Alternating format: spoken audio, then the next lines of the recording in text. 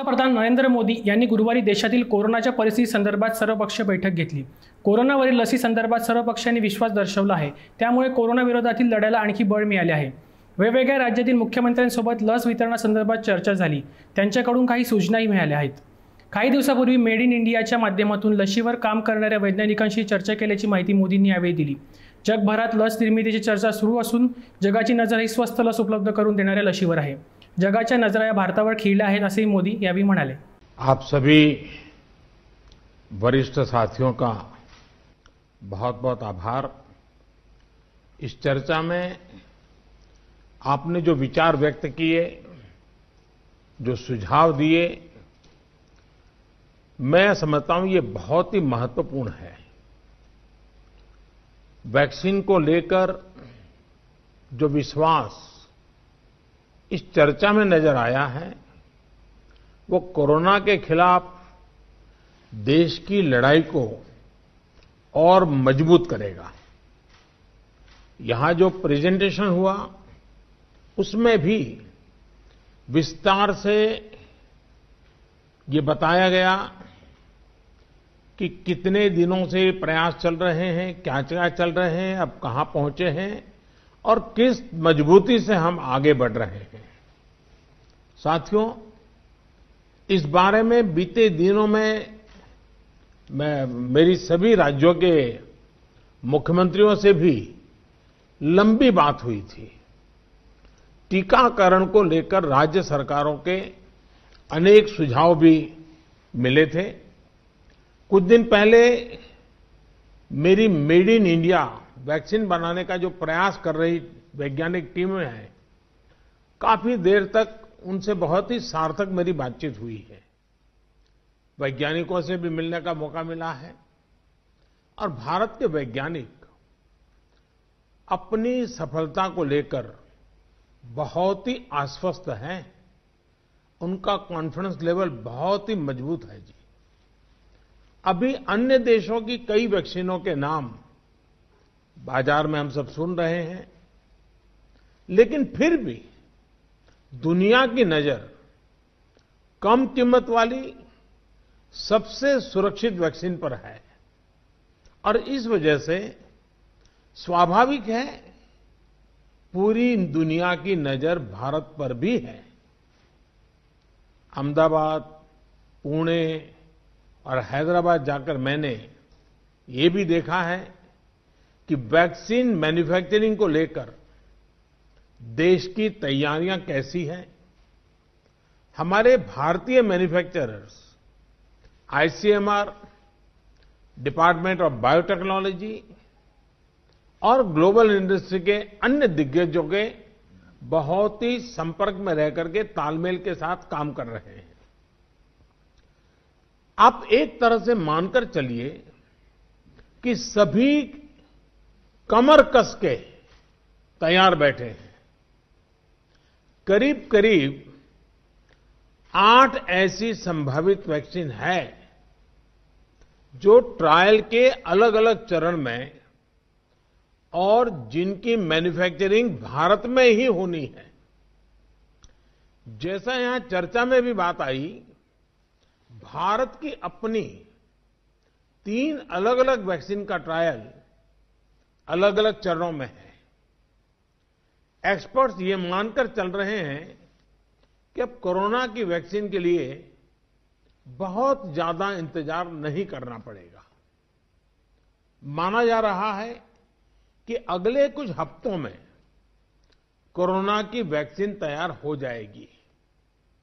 जैसे ही वैज्ञानिकों की हरी झंडी मिलेगी, भारत में टीकाकरण अभियान शुरू कर दिया जाएगा। टीकाकरण के पहले चरण में किसे वैक्सीन लगेगी, इसे लेकर भी केंद्र सरकार राज्य सरकारों से मिले सुझावों के आधार पर काम कर रही है। इसमें प्राथमिकता कोरोना के मरीजों के इलाज में जुटे health care workers, frontline workers और जो पहले से गंभीर बीमारियों से जूझ रहे हैं वैसे बुजुर्ग लोगों को दी जाएगी। साथियों, वैक्सीन के डिस्ट्रीब्यूशन को लेकर भी केंद्र और राज्य सरकार की टीमें मिलकर के काम कर रही हैं। भारत के पास वैक्सीन डिस्ट्रीब्यूशन एक्सपर्टाइज और कैपेसिटी भी है। दुनिया के अन्य देशों के मुकाबले इस क्षेत्र में हम बहुत बेहतर हैं। हमारे पास टीकाकरण के लिए दुनिया का बहुत बड़ा और अनुभवी नेटवर्क भी मौजूद है। इसका पूरा लाभ उठाया जाएगा। जो कुछ अतिरिक्त कोल्ड चेन इक्विपमेंट, अन्य लॉजिस्टिक की जरूरत पड़ेगी, राज्य सरकारों की मदद से उसका भी आकलन हो रहा है। कोल्ड चेन को और मजबूत करने के लिए भी साथ ही साथ अनेक नए प्रकल्प भी चल रहे हैं, कई और नए प्रयास भी चल रहे हैं। भारत ने एक विशेष सॉफ्टवेयर भी बनाया है, कोविन, जिसमें कोरोना वैक्सीन के लाभार्थी वैक्सीन के उपलब्ध स्टॉक और स्टोरेज से जुड़ी रियल टाइम इंफॉर्मेशन रहेगी।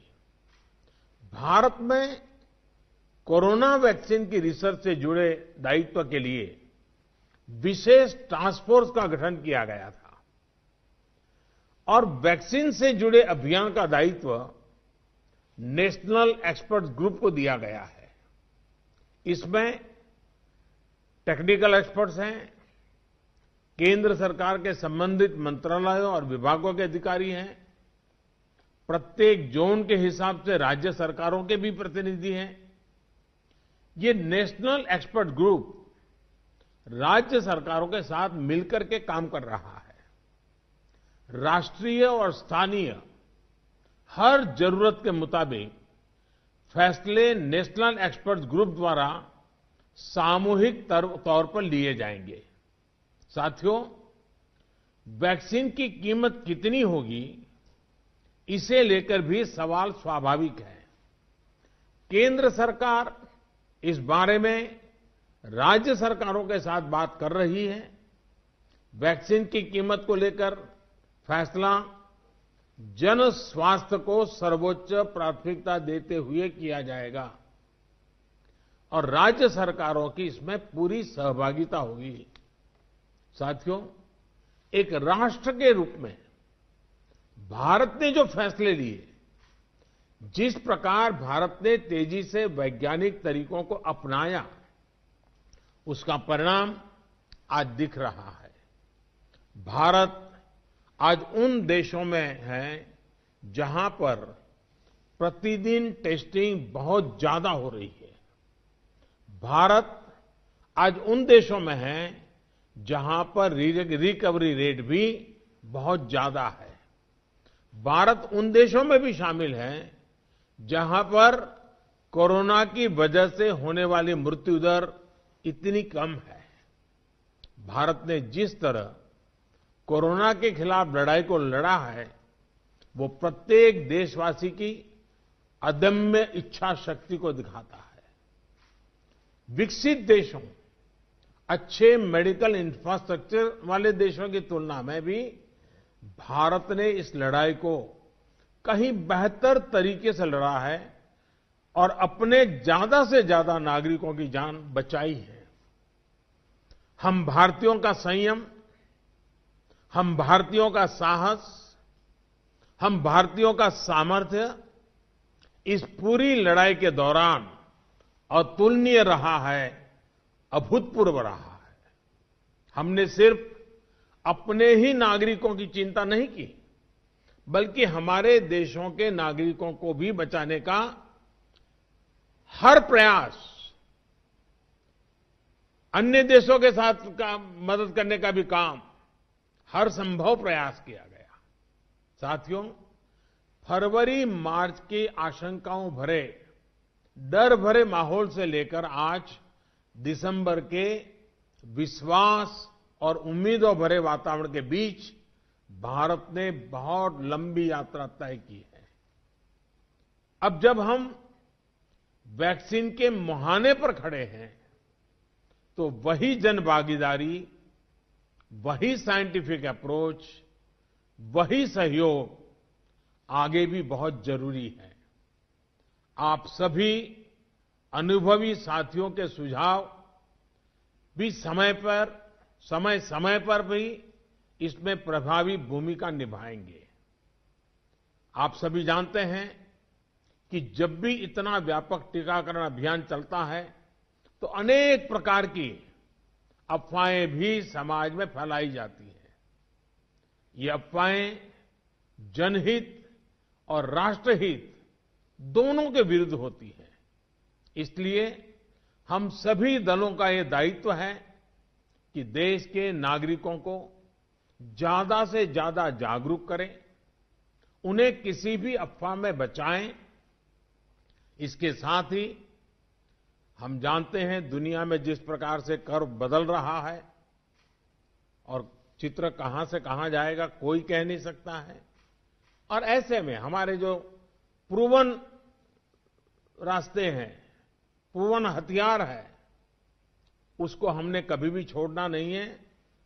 और इसलिए 2 गज की दूरी और मास्क के प्रति भी हम लोगों को लगातार सतर्क करते रहना है।